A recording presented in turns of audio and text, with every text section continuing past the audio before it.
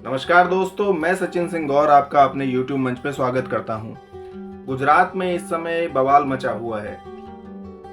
केंद्रीय मंत्री पुरुषोत्तम रूपाला के एक बयान के बाद से ही वहां पर क्षत्रिय समाज बहुत नाराज है और आंदोलन कर रहे हैं वो लगातार।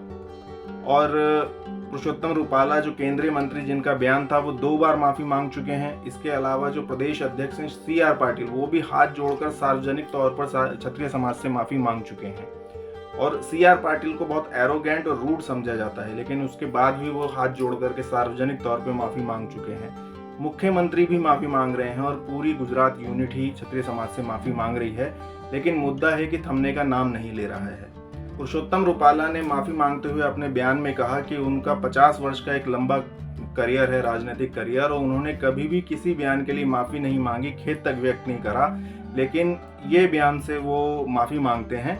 और ये बयान उन्हें देना नहीं था, ना ही उस कार्यक्रम में उन्हें जाना था जिसमें उन्होंने बयान दिया, लेकिन वो चले गए और पता नहीं कैसे भावावेश में उन्होंने ये बयान दे दिया।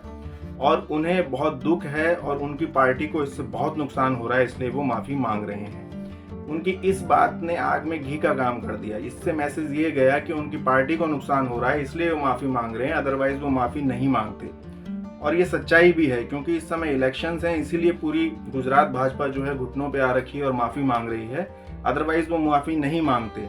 और अभी भी जो मांग क्षत्रिय समाज वहां पर कर रहा है कि पुरुषोत्तम रूपाला का टिकट काटा जाए, इस पर मुझे नहीं लगता वो तैयार होंगे जब तक कि बात बहुत बढ़ नहीं जाएगी या उन्हें बहुत ज्यादा नुकसान की आशंका नहीं होगी। तो अभी तक भाजपा ने ऐसी कोई मांग नहीं मानी है और वो माफी मांग करके और शब्द जाल फैला करके ही इस बयान से बचना चाह रहे हैं और क्षत्रिय समाज की नाराजगी को समाप्त करना चाह रहे हैं। तो अब बात उठती है कि ये बयान क्या था।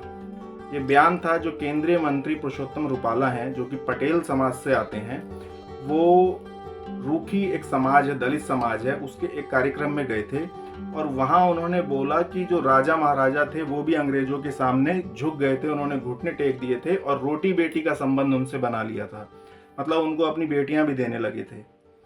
और ऐसे में ये जो दलित समाज है, इन्होंने ही उस स्वाभिमान को जिंदा रखा और इन्हीं की वजह से सनातन धर्म बचा है।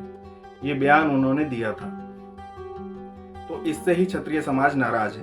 तो ये एक क्षत्रिय समाज का तो अपमान है ही, ये साथ ही साथ दलित समाज का भी मजाक उड़ाना है, क्योंकि वो कह रहे हैं कि दलित समाज ने स्वाभिमान बचाए रखा और उन्होंने ही सनातन धर्म की रक्षा करी। इससे बड़ा मजाक कुछ नहीं हो सकता, क्योंकि दलित समाज के लोग और संपूर्ण हिंदू समाज के लोग जानते हैं कि हिंदू धर्म में दलितों की क्या स्थिति रही है। दलित समाज के लोग आज जागरूक हैं। हिंदू धर्म में वर्ण व्यवस्था थी, जिसमें वर्ण व्यवस्था में ब्राह्मण, क्षत्रिय, वैश्य, शूद्र आते थे, और जो दलित समाज था वो मुख्यतः शूद्र भी नहीं था, वो आउटकास्ट था, यानी अछूत था। उन्हें तो आपने वर्ण व्यवस्था का हिस्सा भी नहीं माना। आप कह रहे हैं उन्होंने धर्म की रक्षा की, उन लोगों को जिन्हें आप मंदिरों में ही नहीं घुसने देते थे, जिनको आप छूते तक नहीं थे, जिनका छूने तो दूर की बात है, जिनकी परछाई मात्र से आप अपवित्र हो जाते थे, जिनके कमर पर आपने झाड़ू बांध दी और गले में हांडी बांध दी कि वहीं पे थूकें, ऐसे लोगों को आप कह रहे हैं उन्होंने हिंदू धर्म जीवित रखा। ये आप दलितों का सरासर अपमान कर रहे हैं। जिन लोगों को आपने अपने बराबर नहीं समझा, अपने साथ नहीं बिठाया, जिन्हें आपने अपने मंदिरों में नहीं आने दिया, जिनको आपने कोई वैल्यू ही नहीं दी, आज आप कह रहे हैं उन्होंने धर्म को जीवित रखा। शूद्रों के लिए महापाप। क्योंकि आज समय बदल गया है, आज लोकतंत्र आ गया है, आज वोट की राजनीति होने लगी है, वोट की ताकत हो गई है, इसलिए अब आप दलितों के साथ ऐसा व्यवहार कर रहे हैं और ऐसी बातें बना रहे हैं। अदरवाइज जब तक ये सब नहीं था तब तक आपने दलितों की कोई वैल्यू ही नहीं लगाई। और आज आप कह रहे हैं उन्होंने सनातन धर्म की रक्षा की। उनकी प्रॉब्लम ही सनातन धर्म थी, जो उन्हें मंदिरों में जाने की इजाजत नहीं देता था, जो उन्हें इंसान ही नहीं समझता था, वो क्यों सनातन धर्म की रक्षा करेंगे। तो इस बयान के साथ जो केंद्रीय मंत्री पुरुषोत्तम रूपाला हैं, उन्होंने क्षत्रियों का तो अपमान किया ही है, उन्होंने दलित समाज का भी मजाक उड़ाया है। तो जहां तक क्षत्रिय समाज की बात है, वो कह रहे हैं कि टिकट नहीं मिलना चाहिए पुरुषोत्तम रूपाला को। मुझे लगता है बात टिकट की नहीं है, ना ही पुरुषोत्तम रूपाला की है, बात है उस मानसिकता की, जिस मानसिकता के तहत ऐसे बयान दिए जाते हैं जिनका आज के समय में कोई मतलब नहीं है। आप 200 साल, 500 साल, 800 साल पहले के इतिहास की बातें लाते हैं और आज उनका बयान देते हैं और इस तरह की बातें करते हैं। तो बात उस मानसिकता की है, उस मानसिकता पे चोट होनी चाहिए, ना कि सिर्फ टिकट रुकवा देना कोई मुद्दा होना चाहिए।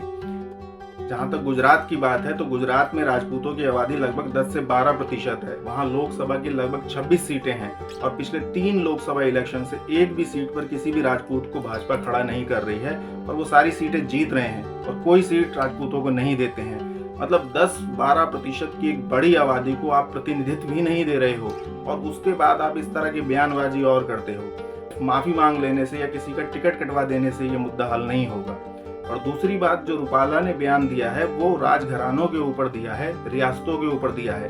तो ये मुद्दा केवल गुजरात तक का नहीं है। गुजरात में ये बयान दिया गया, गुजरात के मंत्री के द्वारा दिया गया, इसलिए गुजरात में ये मुद्दा उठा है। लेकिन ये मुद्दा सिर्फ गुजरात तक का नहीं है, क्योंकि राजघराने पूरे देश में थे। 562 रियासतें थी, उनमें से 400 रियासतें राजपूतों की थी, पूरे देश में थी। तो ये हर राजघराने के ऊपर कटाक्ष है। ये वीडियो आपको कैसा लगा कमेंट करके अवश्य बताएं। चैनल को सब्सक्राइब करें, वीडियो को ज़्यादा से ज़्यादा शेयर करें। धन्यवाद।